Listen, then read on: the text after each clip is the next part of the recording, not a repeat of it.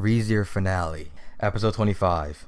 Man, like, this episode, I guess the studio took the safe route.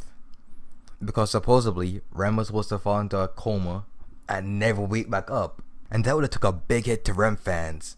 And their merchandise for Rem would fall tremendously. But still, it was a pretty good episode. And how it started with the flashbacks and stuff, along with how it ended with the scene.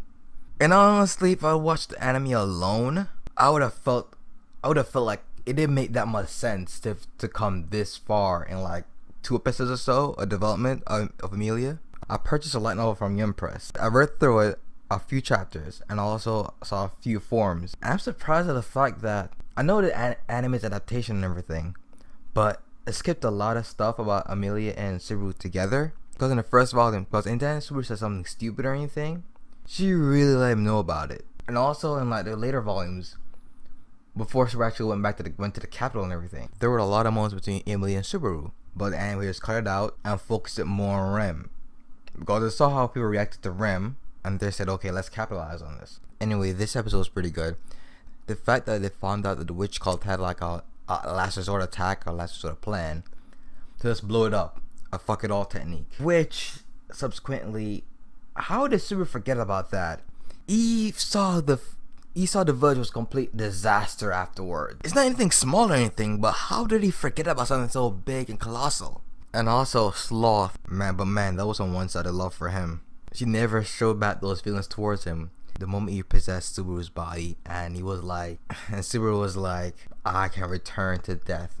Dot line and everything. The witch appeared in his subconscious. Sloth was so happy for this, like he was waiting to see her again after centuries, but told that you're not the one. And Sloth didn't take it that well.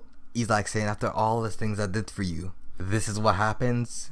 He went on a little rage and took off half the cliff and submerged himself and crushed him. And magically the book just fell gracefully in front of Subaru's legs. Bullshit. It happened again when Sloth reappeared. And after Subaru defeats him, it just pops on his thing. I'm like saying, did they throw it towards Subaru? Or what? It just scantily fell towards him. But it didn't make any sense that Subaru wrote his name. He said, you're finished, into the book. And his ability just vanishes like that. There must be something that didn't really adapt it properly into it. So maybe there's a reason why. Maybe the book's a blood oath. So maybe Subaru's gonna get the Sloth ability now. Because right then, the Sloth's unseen hands vanished. So maybe Subaru's gonna get those unseen hands now. And that's basically it. Sabrina Knight defeated Sloth the first round.